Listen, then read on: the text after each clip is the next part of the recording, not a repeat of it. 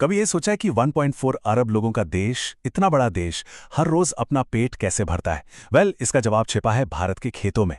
तो आज हम भारतीय कृषि की इसी विशाल और दिलचस्प दुनिया को समझने की कोशिश करेंगे। देखिए, इसका जवाब किसी एक चीज में नहीं है। ये असल में कई चीजों का एक मिला-जुला रूप है।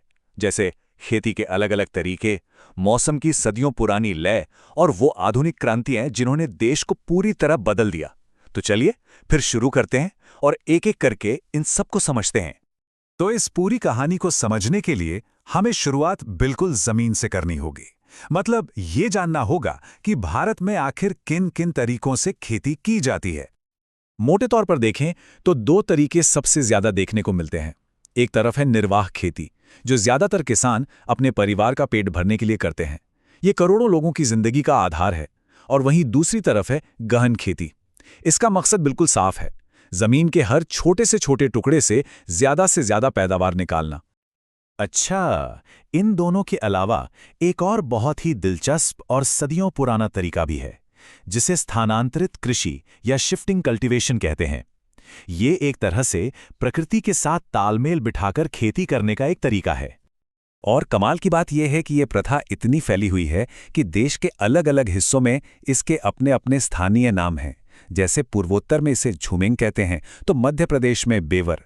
ये दिखाता है कि भारत में कितनी जबरदस्त विविधता है। तो ये तो हुए खेती के तरीके, लेकिन इन सब के ऊपर एक ऐसी ताकत है जो भारत की खेती की पूरी कहानी को कंट्रोल करती है, और वो है यहाँ का मौसम, खास तौर पर मानसून। मॉनसून की यही लय, यही रिदम पूरे साल को 3 मुख्य फसली सीजन्स में बांट देती है: खरीफ, रबी और जायद।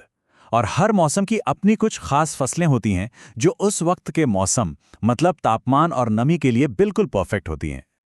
अब एक कंफ्यूजन अक्सर होता है कि कौन सी बड़ी फसल किस मौसम की है। तो इसे याद रखने की एक बहुत आसान ट्रिक है।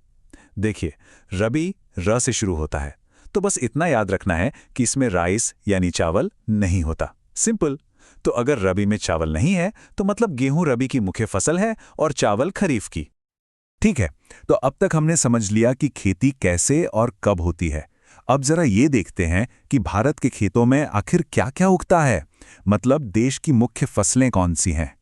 और इस लिस्ट में सबसे पहले नाम आता है चावल का। ये तो हम सब जानते हैं कि चावल भारतीय खाने का एक अहम हिस्सा है। इसे मानसून की गर्मी और नमी वाला मौसम चाहिए, और ये जानना भी दिलचस्प है कि भारत पूरी दुनिया में चावल का दूसरा सबसे बड़ा प्रोड्यूसर है। चावल के बाद बात आती है गेहूं की। इसे चावल से बिल्कुल उल्टा मौसम चाहिए, मतलब सर्दियों की ठंडक और पकते समय अच्छी खासी धूप। यहाँ एक बात और है, अगर कुल उत्पादन की बात करें तो उत्तर प्रदेश सबसे आगे है, लेकिन अगर हम प्रति हेक्टेयर पैदावार की बात करें, मतलब एफिशिएंसी की, तो उसमें पंजाब टॉप पर है। अच्छा, सिर्फ खाने की फसलें ही नहीं हैं। कपास जैसी नकदी फसलें, यानी कैश क्रॉप्स, भी इकोनॉमी के लिए बहुत जरूरी हैं। और कपास की अपनी कुछ खास जरूरतें हैं। जैसे इसे उगने के लिए पश्चिम भारत की मशहूर काली मिट्टी चाहिए, और लगभग 210 दिन ऐसे चाहिए जब पाला ना पड़े। और जब हम किसी एक क्षेत्र की विशेषज्ञता की बात करते हैं, तो कॉफी से बेहतर उदाहरण क्या हो सकता है? सोचिए, देश की कुल कॉफी प्रोडक्शन का लगभग 70%, मतलब एक बहुत बड़ा हिस्सा, अकेले कर्नाटक से आता है। खासकर वो अरेबिका वैरायटी जो दुनिया भर में फेमस है। ये जो इतना बड़ा प्रोडक्शन है, ये सब रातों रात नहीं हुआ।